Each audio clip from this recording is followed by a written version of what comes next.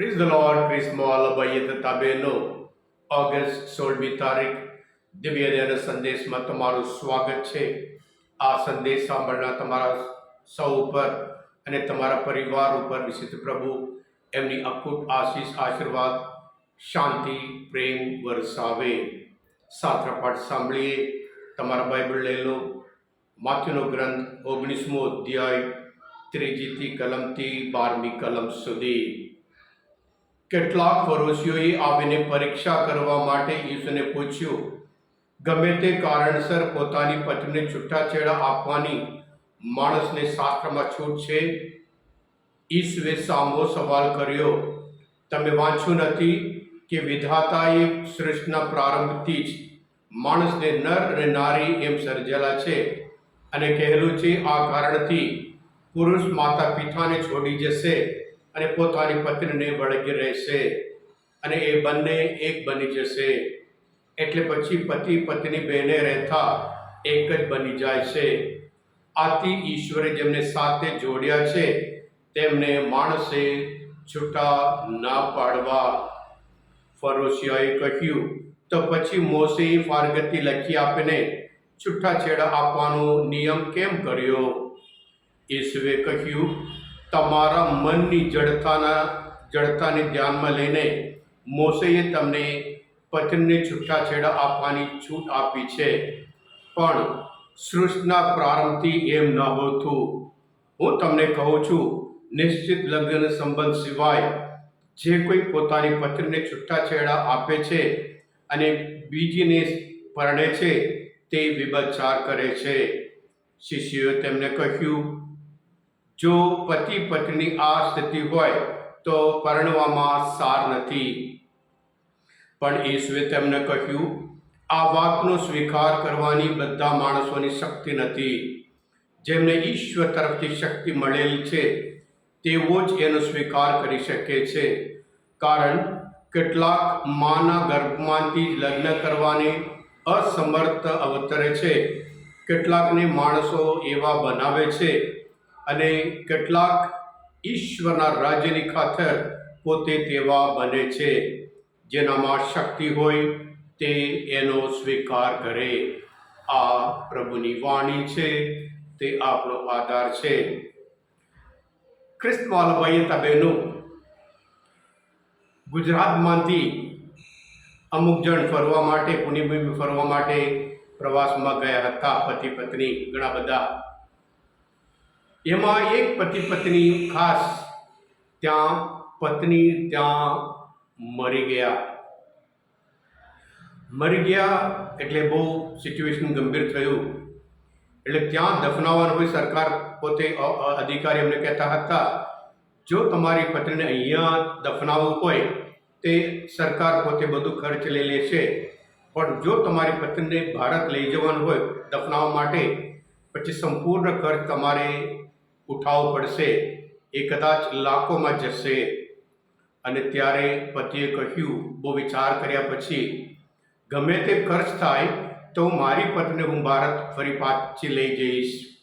એટલે બધા કહેતા હતા પોતાના પત્ની ઉપર એમને કેટલો પ્રેમ છે કે મરી ગયા પછી પણ પત્નીને ગુજરાતમાં દફનાવવા માટે નક્કી કર્યું છે એમ કરીને વાત કરતા હતા. ત્યારે પતિએ કહ્યું, ના એમ નહીં, કે 2000 વર્ષ પહેલાં પ્રભુ ઈસુ તો અહીં પુનરુત્થાન પામ્યા, સજીવન થયા. એવી રીતે કદાચ મારી પત્નીને હું દફનાવું અને 3 દિવસ પછી સજીવન થશે, પછી મારું જીવન ફરી નરકમય બની જશે. એટલે જ મેં કીધું એમ કરીને હસતા હસતા એ વ્યક્તિ વાત કરી હતી. હા કિસ્માલ ભાઈ બહેનો, બીજું એક અદ્ભુત ઘટના છે. પતિ પત્ની છે, એમાં પતિ મરણ પામ્યા એટલે દફનાવવા માટે લઈ જતા હતા કબ્રસ્તાન તરફ. અને કબ્રસ્તાન તરફ જતા પત્નીના ચહેરા પર થોડું સ્માઇલ હતું. એટલે લોકોને નવાઈ લાગી, હસબન્ડ તો મરી ગયા છે, પત્નીના ચહેરા પર કેમ આટલું બધું સ્માઇલ? અને ત્યારે કબ્રસ્તાન પહોંચ્યા પછી કોઈએ એમને પૂછ્યું કે આજે તમારા પતિ અત્યાર સુધી તમારી સાથે જીવ્યા અને મરી ગયા છે, પણ તમારા ચહેરા પર સ્મિત કેમ? ત્યારે પત્નીએ કહ્યું હતું, આજે પહેલી વખત મને પૂરી ખાતરી થઈ કે મારા હસબન્ડ અહીં કબ્રસ્તાને જાય છે. નહીંતર કોઈ દિવસ એ ક્યાં જાય છે, કેવી રીતે જાય છે, કોની સાથે જાય છે, કેવી રીતે આવે છે, મને ખબર નહીં અત્યાર સુધી. એટલે હું હસતી હતી એમ કરીને પત્નીએ કહ્યું હતું. મારા ભાઈ હતા બહેનો, આજે લગ્ન જીવન દિવસે દિવસે વધારે અઘરું બને છે. પતિ ક્યાં જાય છે, પત્ની ક્યાં જાય છે, પત્ની કેવી રીતે આવે છે, બધું એક વસ્તુમાં મનમાં શંકા અને એનું પરિણામ લગ્ન જીવન બહુ અઘરું બને છે. ખ્રિસ્તવાળા ભાઈ હતા બહેનો, એટલે આજના શુભ સંદેશમાં પ્રભુ ઈસુ પાસે આવા પ્રશ્ન લઈને આવે છે કે ગમે તે કારણસર પત્નીને છૂટાછેડા આપવાની શાસ્ત્રમાં છૂટ છે. કારણ પ્રભુ ઈસુના જમાનામાં એવો બે વિચાર હતો કે નિશ્ચિત સંબંધ માટે તમે છૂટાછેડા કરી શકો, અને હજુ બીજા એક અમુક ગુરુજી એવા કહેતા હતા, ગમે તે કારણ માટે તમે પતિને છૂટાછેડા આપી શકો. એટલે પ્રભુ પાસે આ પ્રશ્ન પૂછવામાં આવે છે અને પ્રભુ ઈસુ સચોટ જવાબ આપે છે. વિધાતાએ જે જોડાય છે, માણસે છૂટા ના પાડવા. ખ્રિસ્તવાળા ભાઈ બહેનો, લગ્ન સંસ્કાર એક લગ્ન એ સમાજ માટે આધાર છે. લગ્ન સંસ્કાર એક સંસ્કાર માટે એક આધાર છે. એટલે લગ્ન એક સંસ્કાર હોય, ત્યાં પ્રેમ હોય, ત્યાં શાંતિ હોય, ત્યાં ક્ષમા હોય. જ્યારે આ પ્રેમ ના હોય, ક્ષમા ના હોય, તો પછી લગ્ન જીવન વધુ અને વધુ અઘરું અને કઠિન બને છે. આજે આપણે સમાજમાં જોઈએ છીએ, બહુ દુઃખની વાત છે. નાના સ્મોલ કારણ માટે છૂટાછેડા. એમનો વિચાર અલગ, મારો વિચાર અલગ, અને આ તકલીફ પડે છે. શંકા છે, દારૂ પીવે છે, અને બહુ અભિમાની છે, બહુ ઘમંડ છે, અને પછી જુઠ્ઠું બોલે છે. એમ કરીને જાતના નાના કારણથી છૂટાછેડા લેવામાં આવે છે, આપવામાં આવે છે. એ દુઃખની વાત છે. એટલે પ્રભુ ઈસુ આજના શુભ સંદેશ દ્વારા ઈશ્વરે માણસને, જેમ ઉત્પત્તિના ગ્રંથમાં 1 અધ્યાય 27માં ઈશ્વરે માણસને પોતાના પ્રતિમૂર્તિ રૂપે બનાવ્યા હોય, અને માણસ એકલો રહે સારું નથી એમ કરીને એના માટે એક યોગ્ય પાત્ર બનાવ્યું હોય, અને ઈશ્વરની ઈચ્છા એ છે તેઓ હંમેશા બે બની જાય આજના શુભ સંદેશ મુજબ.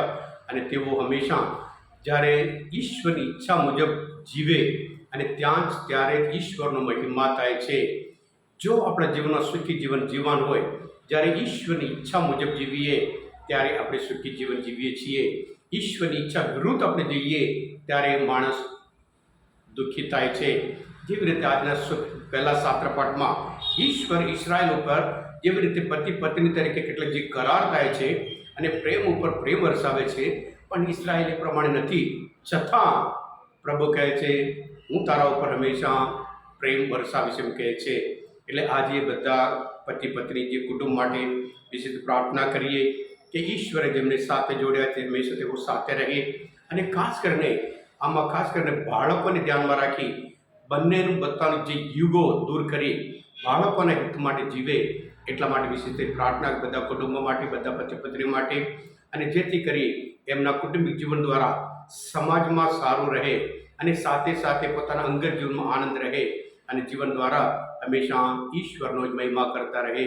એટલા માટે વિશે પ્રાર્થના કરીએ, જેથી કરી આ છૂટાછેડા ધીરે ધીરે દૂર થઈ જાય. ઈશ્વરની ઈચ્છા મુજબ હંમેશા બધા એક લગ્ન કરેલા પતિ પત્ની તરીકે જીવે, પ્રેમ રાખે, ક્ષમા કરે, અને એકબીજાને સંપૂર્ણ સ્વીકાર કરે.